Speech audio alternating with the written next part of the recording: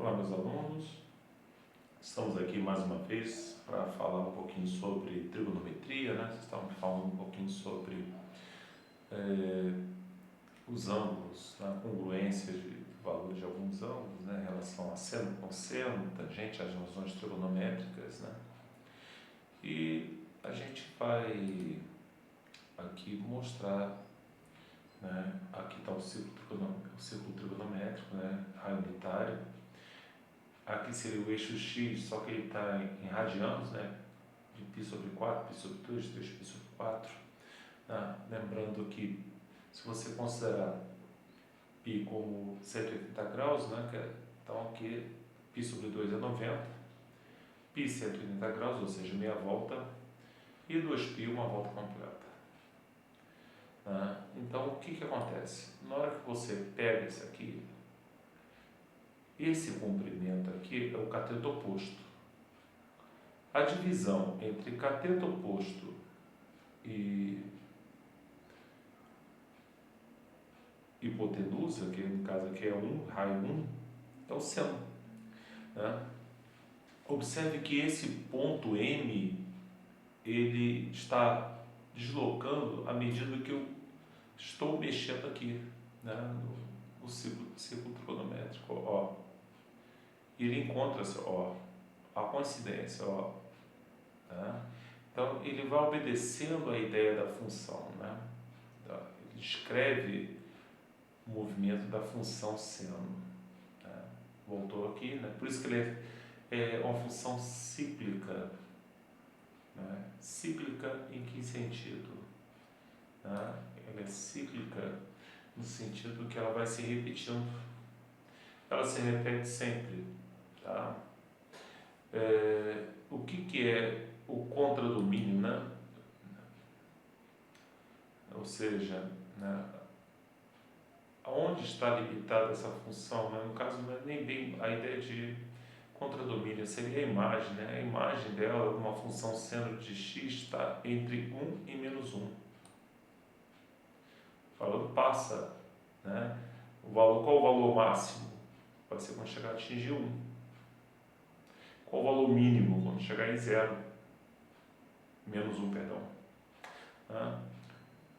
Então, você tem o ponto máximo, ponto mínimo e os zeros da função, né? Quando é que seno é 0, né? Quando é 180 e 360. E, logicamente, seno de 0 também é 0. Eu vou agora fazer o seguinte, eu vou habilitar o rastro e vou deslocar esse ponto, vou animar. Então, aí está um gráfico de uma função seno, também chamado de senoide. Tá? Então, o que a gente pode observar, né? Ela é cíclica, né? Porque ela poderia continuar para cá, mas depois de uma volta completa, você volta para o mesmo lugar, né? Essa é a ideia de falar que a função é periódica. O período dela é 2π. Por que 2π? Porque a cada 2π ela volta e começa a repetir o mesmo comportamento. Tá? Então isso é interessante. Tá? Aonde você usa isso? Bom, se você mexer com frequências sonoras, é só seno e cosseno. Se você for fazer frequência de alguns aparelhos, né, a ideia de frequência, né, está sempre em cima disso. Bom, de antemão vou deixar aqui quieto e vamos aqui partir para um outro gráfico. Para esse gráfico, né? Vou fechar lá, bonitinho, sair, não vou gravar e vamos aqui para esse, né? Aqui eu estou partindo do zero, olha que bacana. E a ideia aqui é simplesmente trabalhar algumas coisas para a gente falar um pouco de função. Eu não vou falar sobre a função tangente, tá? Vou trabalhar mais a função seno e cosseno, porque senoide e cossenoide, elas estão mais sendo tratadas dentro da ideia de cobrança de Enem, em qualquer qualquer outra coisa. Outra também é periódica, tá? Deixando isso bem claro para vocês. Bom, então, primeiro, vamos pegar aqui a função y igual, como está assim, sendo, seria SEN, mas o programa, né, vem do inglês aí, então não tem jeito. Então tá aí, olha que coisa bonita. Tá? Π sobre 2, 90 graus, então tá zero. Π, 180, zero. 2π. Eu queria aproveitar, eu vou escrever aqui, ó, x igual, tá? Então tá aqui, x igual a 2π. Vou botar até em propriedade, vou botar até um pontilhado estilo, botar uma cor bem discreta, né? Vermelhinho, né? Bem discretinho, né? Vamos dizer outra coisa. Então, na hora que eu desloco aqui o gráfico, observe que começa a repetir. Ó, 2π 0, ó, vai até 4. De 2 para 4 é 2. Se eu olhar aqui, é a mesma coisa. Tá? O gráfico dessa função é sempre o mesmo? Em princípio, sim. Mas você pode criar deslocamentos nesse gráfico, né? Transladar esse gráfico. Né? Você pode fazer deslocamentos tanto verticais quanto horizontais. Por exemplo, se eu pego y é igual seno de x, né, mais a. Olha só que coisa. Aí está pedindo, ó, esse a não existe, né? Vamos criar esse a. E aí eu vou ver esse a aqui.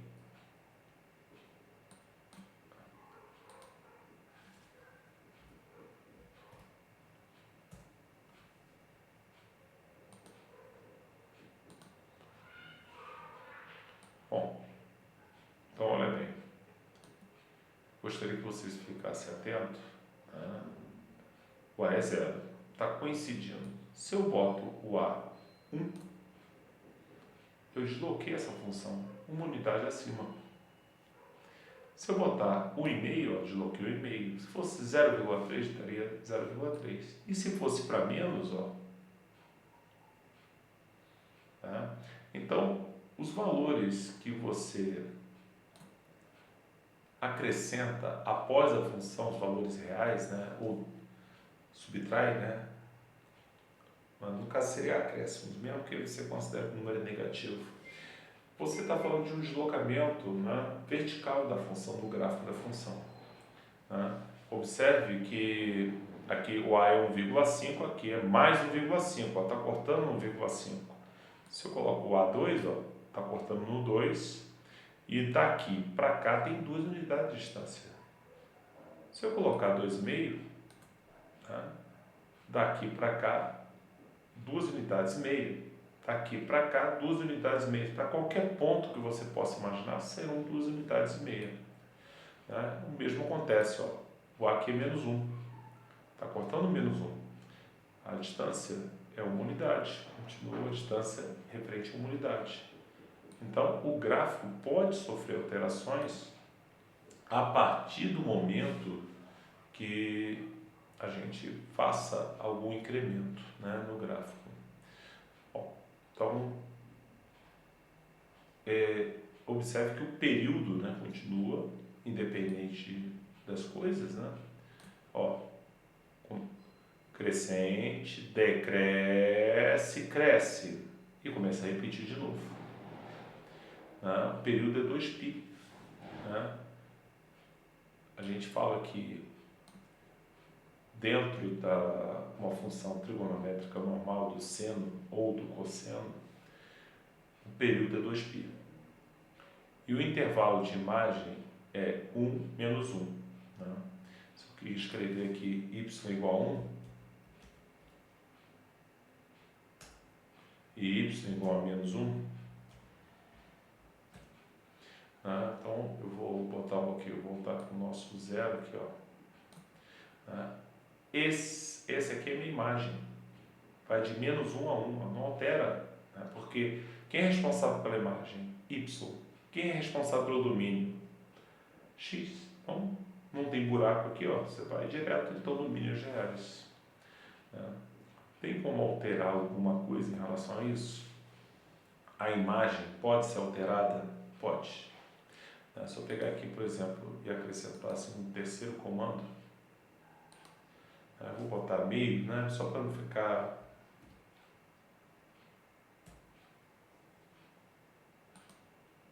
E aqui, vou escrever outra função cell, né, y igual b asterisco.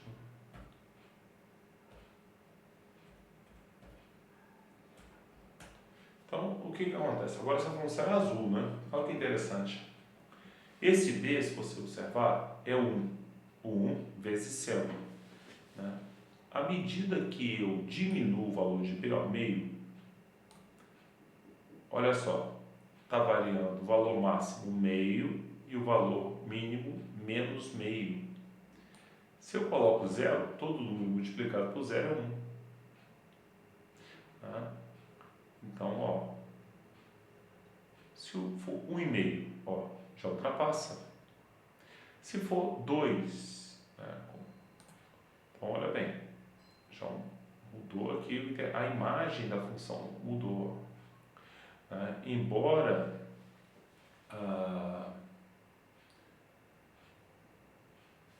o período continue o mesmo, a imagem muda. A imagem é o valor que está multiplicando. Né? Então, o que eu estou querendo mostrar para vocês? Se tiver um valor multiplicando uma função trigonométrica, esse valor está ligado diretamente à imagem que você quer produzir. Ó, se eu coloco 2,5, 3, já está lá em cima. Então, valores que multiplicam uma função trigonométrica está ligado a você alterar o valor da imagem. Se você soma ou subtrai, você está falando que você está deslocando essa função. O deslocamento continua mantendo período, mas você está mexendo no intervalo da imagem. Tá? A amplitude também muda, né? Que é um valor, a diferença do valor máximo e o valor mínimo, né? Quando você está multiplicando. Bom, então é isso que acontece. Então, alguém poderia pensar assim comigo, bom, então eu posso acreditar que não, a única coisa que é constante sempre é o período.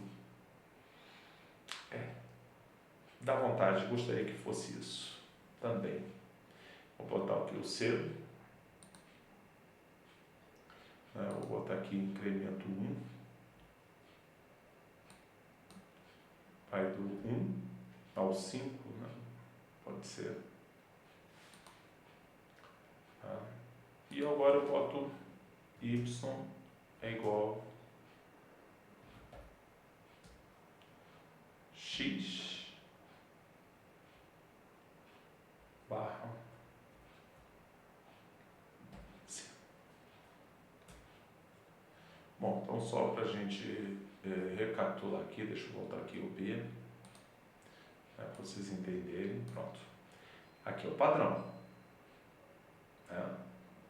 E essa aqui, eu vou brincar, né? Eu vou pegar, botar cor, deixa eu ver, tá um laranja, mas eu vou botar uma espessura de linha bem mais grossa para destacar.